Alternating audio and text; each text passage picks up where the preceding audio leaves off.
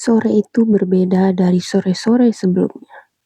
Langit tampak pucat, matahari menggantung lelah di ufuk barat, dan angin bertiup pelan membawa aroma tanah yang mulai dingin. Di dalam sebuah rumah sederhana di ujung gang sempit, seorang perempuan parubaya duduk di kursi kayu yang sudah mulai lapuk. Namanya Marwah. Tangannya sibuk melipat pakaian, satu demi satu, dengan gerakan yang rapi dan teratur. Kemeja putih, celana kerja, dan beberapa kaos lama yang warnanya sudah memudar. Semua ia lipat dengan penuh kehati-hatian, seakan setiap helai kain memiliki nilai yang tak tergantikan. Padahal, pakaian-pakaian itu milik satu orang, Alif, anaknya, satu-satunya. Sejak suaminya meninggal 15 tahun lalu, hidup Marwah seakan menyempit hanya pada satu titik, Alif. Ia tidak lagi memiliki dunia lain selain anak itu. Tidak ada ambisi, tidak ada keinginan besar. Cukup melihat Alif pulang dengan selamat setiap bulannya, bahkan berbulan-bulan, sudah menjadi kebahagiaan terbesar baginya. Ia masih ingat jelas hari ketika suaminya menghembuskan napas terakhir. Rumah ini penuh orang. Tangisan memenuhi setiap sudut. Dan di antara semua suara itu, yang paling ia ingat adalah suara kecil Alif yang waktu itu masih 10 tahun. Ibu jangan nangis, Alif masih ada. Kalimat sederhana itu menjadi penopang hidupnya selama bertahun-tahun. Dan kini, Marwah tidak tahu bahwa kalimat itu akan menjadi kenangan yang menusuk di kemudian hari. Telepon itu berbunyi tepat ketika azan maghrib hampir berkumandang. Marwah sedikit terkejut. Ia jarang menerima telepon, apalagi dari nomor yang tidak dikenal. Ia mengusap tangannya pada ujung bajunya, lalu meraih ponsel dengan gerakan hati-hati. Halo? Suaranya pelan, hampir ragu. Beberapa detik tidak ada jawaban, hanya napas panjang. Lalu suara laki-laki terdengar, berat seperti menahan sesuatu. Apakah ini Ibu Marwah? Ibu dari Alif? Jantung Marwah berdegup lebih cepat. Iya benar. Ini siapa ya? Ada jeda lagi. Jeda yang terlalu panjang untuk sebuah percakapan biasa. Ibu, mohon tenang. Saya dari perusahaan tempat Alif bekerja. Marwah berdiri perlahan tanpa sadar. Tangannya mulai dingin. Ada apa dengan anak saya? Tanyanya. Suaranya mulai pelan. Di seberang sana, suara itu seakan berusaha memilih kata. Alif mengalami kecelakaan kerja saat bertugas di Tanah Suci. Dunia Marwah mulai terasa menjauh. Namun kalimat berikutnya yang benar-benar menghancurkan, dan kami sangat menyesal, beliau tidak tertolong. Sunyi, benar-benar sunyi. Seolah semua suara di dunia menghilang dalam satu detik.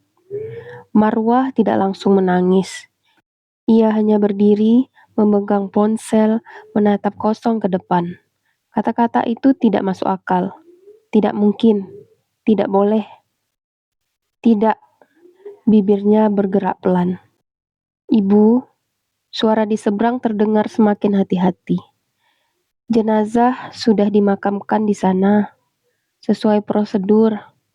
Kalimat itu seperti petir kedua. Dimakamkan, artinya semuanya sudah selesai. Tanpa ia tahu, tanpa ia lihat, tanpa ia sempat mengucapkan selamat tinggal. Ponsel itu jatuh dari tangannya. Tubuhnya kehilangan tenaga. Ia terduduk lalu perlahan jatuh ke lantai. Seperti pohon yang ditebang tanpa perlawanan, tangisnya pecah. Alif, nak, ibu di sini, ibu di sini. Namun tidak ada yang menjawab. Tidak akan pernah ada lagi yang menjawab. Hari-hari setelah itu tidak lagi memiliki bentuk. Waktu berjalan, tetapi Marwah tidak benar-benar hidup di dalamnya. Pagi datang, ia bangun. Siang datang, ia duduk. Malam datang, ia menangis. Begitu terus, berulang tanpa makna. Rumah itu kini terasa terlalu besar untuk satu orang. Setiap sudut menyimpan bayangan. Di ruang tamu ada kursi tempat Alif biasa duduk sambil melepas lelah. Ia sering membayangkan anaknya duduk di sana, mengeluh tentang pekerjaan, lalu tertawa kecil. Di dapur masih ada gelas favorit Alif. Di dekat pintu, sandal yang terakhir kali ia pakai masih tersusun rapi. Semua benda itu diam.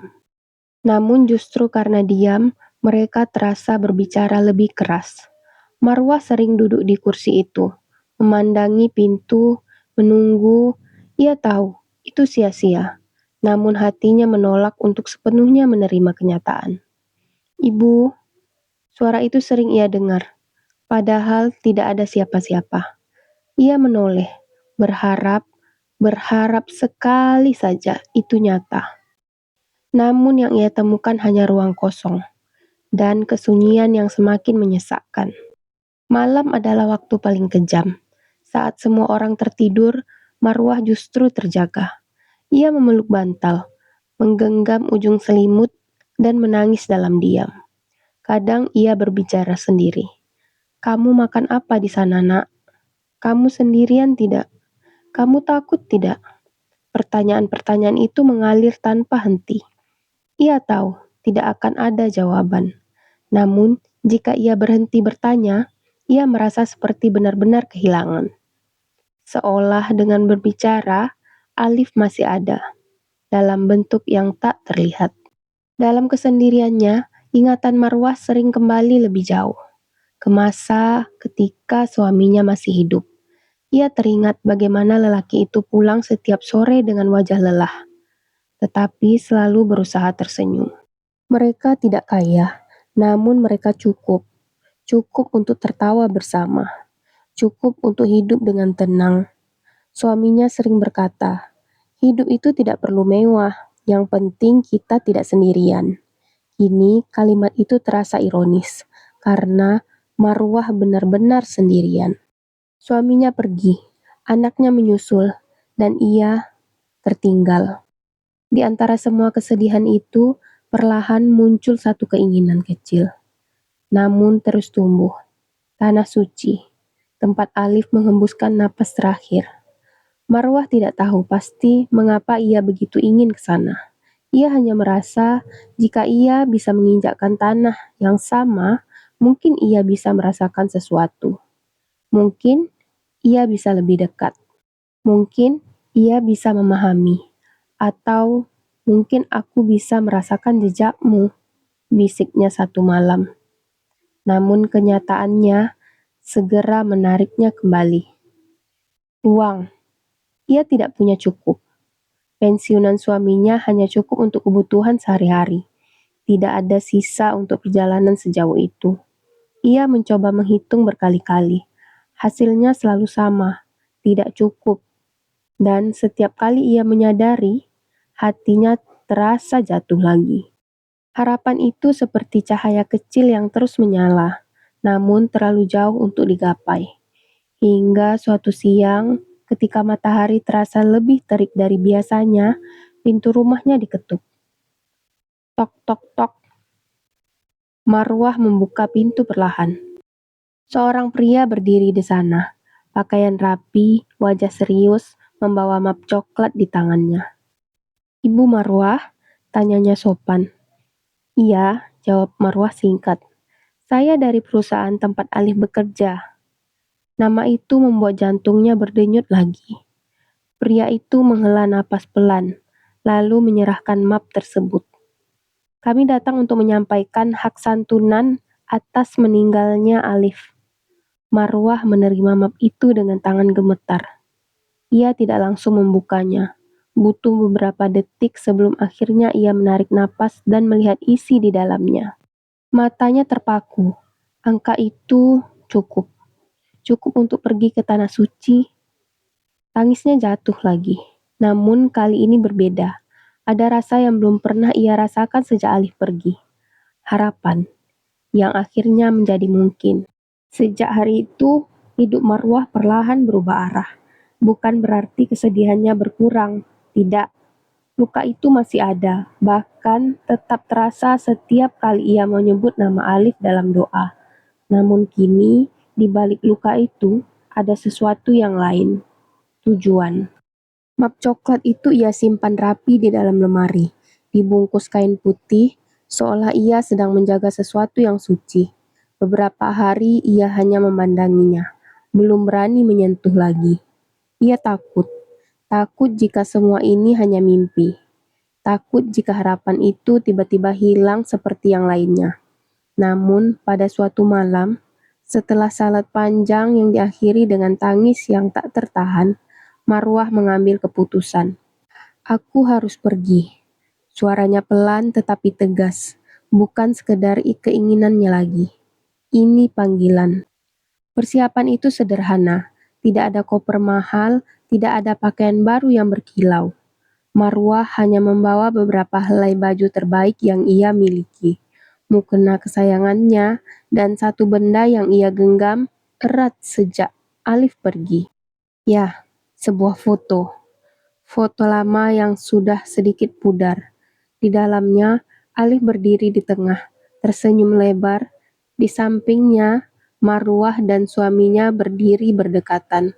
3 orang, satu keluarga, dalam satu kebahagiaan yang kini hanya tinggal gambar. Ia memasukkan foto itu ke dalam tas kecil. Aku bawa kalian, bisiknya. Hari keberangkatan tiba. Bandara terasa asing bagi Marwah. Ini pertama kalinya ia bepergian sejauh itu. Orang-orang berlalu lalang dengan wajah penuh semangat. Suara pengumuman bersahutan, dan langkah kaki yang tak pernah berhenti. Di tengah semua itu, Marwah berdiri diam, sendiri. Namun anehnya, ia tidak merasa benar-benar sendirian. Seolah ada sesuatu yang menuntunnya. Di dalam pesawat, ketika akhirnya ia duduk dan sabuk pengaman terpasang, tangannya kembali menggenggam foto itu. Ia menatap wajah Alif lama sekali. "Ibu datang, Nak," gumamnya. Air matanya jatuh tanpa suara. Perjalanan itu terasa panjang, namun setiap detiknya seperti mengikis jarak yang selama ini terasa tak terjangkau. Dan ketika akhirnya ia menginjakkan kaki di tanah suci, Marwah tidak mampu menahan dirinya. Air matanya langsung mengalir. Langkahnya terhenti. Dadanya sesak. Ia memandang sekeliling, mencoba memahami tempat yang selama ini hanya ia bayangkan. "Di sini," bisiknya pelan. "Di sini kamu terakhir kali melihat dunia." Kakinya gemetar saat melangkah. Setiap langkah terasa berat, sekaligus ringan, seperti ada beban yang terangkat, namun juga kenangan yang semakin dekat. Hari-hari pertama di Tanah Suci diisi Marwah dengan tangis dan doa. Ia tidak banyak berbicara dengan orang lain, lebih sering menyendiri, duduk lama, atau berjalan perlahan tanpa tujuan pasti. Namun, di setiap langkahnya, ada satu hal yang selalu ia lakukan. Ia berbicara dengan Alif, dengan suaminya, seolah mereka ada di dekatnya. "Nak, ibu sudah di sini. Kamu lihat ibu kan? Ayah, ibu datang. Akhirnya."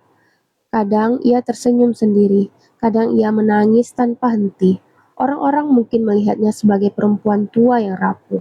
Namun di dalam dirinya ada gelombang perasaan yang tidak bisa dijelaskan dengan kata-kata.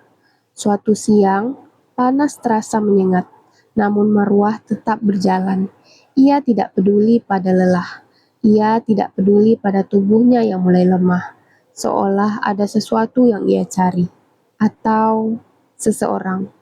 Ia berhenti di sebuah sudut yang tidak terlalu ramai.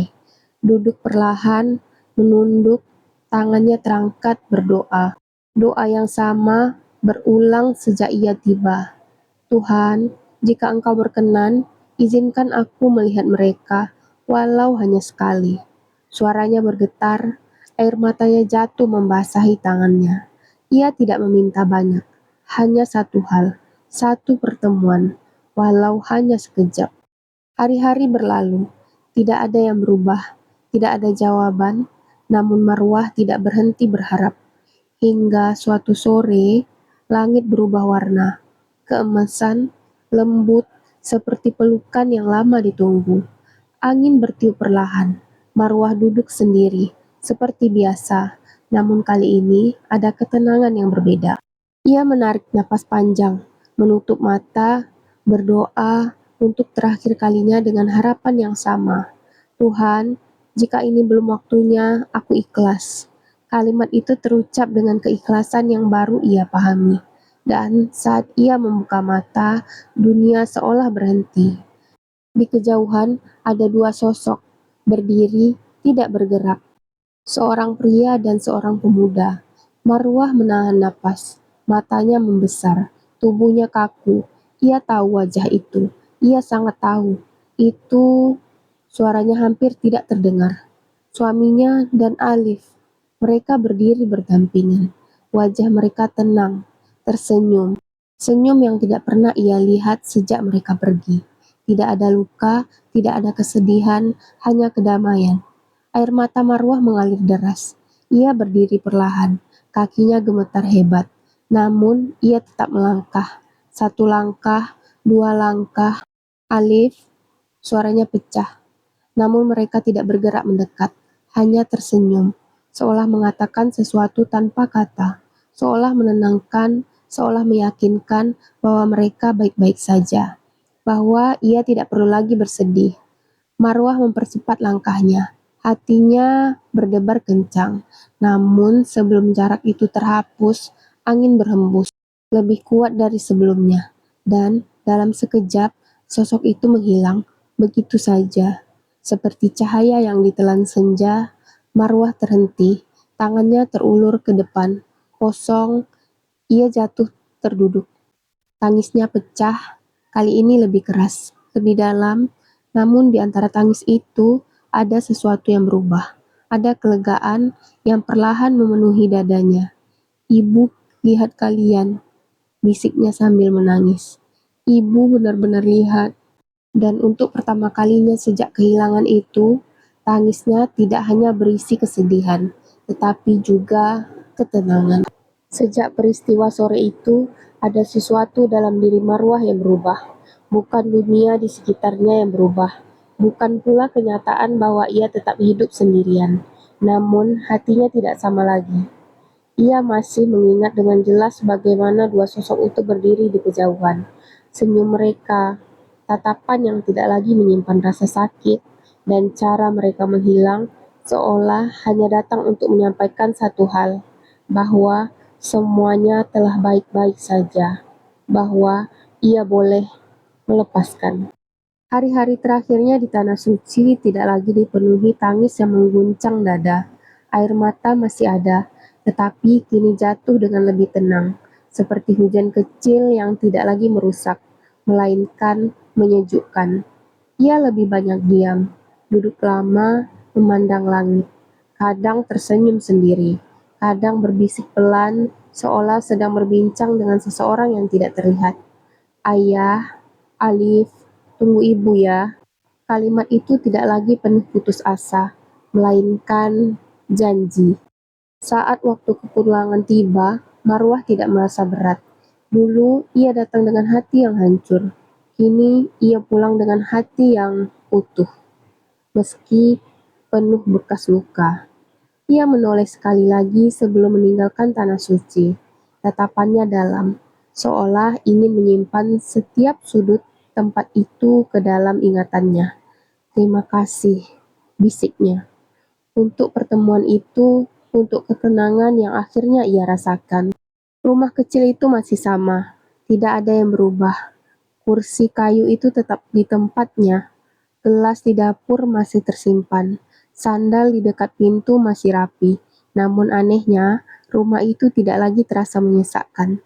Sunyi tetap ada, tetapi bukan lagi sunyi yang menyakitkan, melainkan sunyi yang tenang.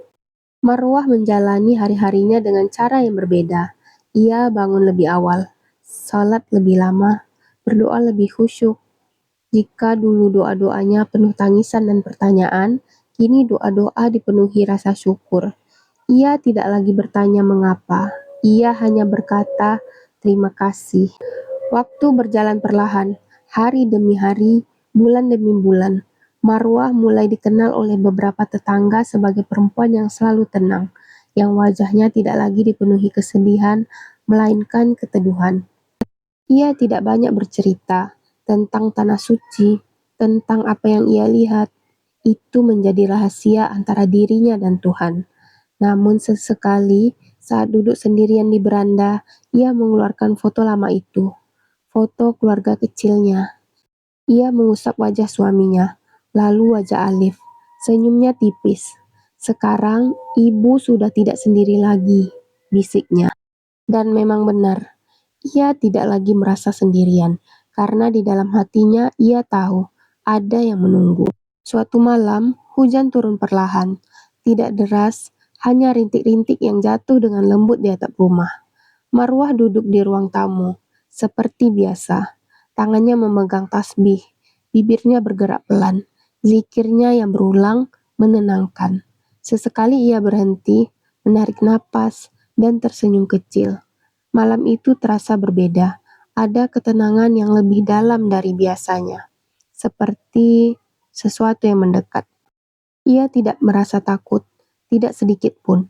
Justru ia merasa damai. Ia berdiri perlahan, berjalan ke kamar, lalu mengambil foto itu. Ia memandangnya lama, sangat lama. Air matanya jatuh, namun bukan tangis kesedihan, melainkan kerinduannya yang lembut. Ibu kangen, bisiknya. Ia meletakkan foto itu di dadanya, memejamkan mata, dan untuk pertama kalinya sejak bertahun-tahun, ia merasa benar-benar siap. Malam semakin larut, hujan berhenti, angin berhembus pelan, membawa udara yang dingin dan bersih. Di dalam kamar kecil itu, Marwah berbaring dengan tenang. Wajahnya tidak lagi tegang, tidak ada jejak kesedihan, hanya ketenangan. Seolah ia sedang tidur nyenyak setelah perjalanan panjang. Dan dalam keheningan itu, jika ada yang bisa melihat lebih dalam dari sekedar dunia, mungkin akan tampak sesuatu yang tidak kasat mata. Sebuah jalan, cahaya lembut, dan di ujungnya dua sosok yang berdiri menunggu, seorang pria dan seorang pemuda, dengan senyum yang sama seperti yang pernah ia lihat, hangat, tenang, penuh cinta. Pagi harinya, tetangga menemukan Marwah sudah tidak lagi bernapas. Ia pergi, dalam diam, tanpa rasa sakit, tanpa kegelisahan, seperti seseorang yang akhirnya pulang. Wajahnya tersenyum, tipis, namun jelas, seolah ia melihat sesuatu yang indah di detik terakhirnya. Di pemakamannya, tidak banyak orang, hanya beberapa tetangga yang mengenalnya sebagai perempuan yang baik dan sederhana. Namun, tidak ada yang benar-benar tahu betapa panjang perjalanan hatinya, betapa dalam lukanya, dan betapa indah akhirnya. Dan di suatu tempat yang tidak bisa dijangkau oleh mata manusia, Marwah akhirnya berjalan tanpa beban. Tidak ada lagi rasa sakit, tidak ada lagi kehilangan, hanya pertemuan. Ia melihat dua sosok itu lagi, lebih dekat, lebih nyata. Suaminya tersenyum, Alif melangkah mendekat. Ibu, suaranya hangat. Marwah menangis, namun kali ini bukan karena sedih. Ia memeluk anaknya erat, sangat erat, seolah tidak akan pernah melepaskannya lagi. Akhirnya, bisiknya. Dan untuk pertama kalinya sejak semua kehilangan itu, ia benar-benar pulang.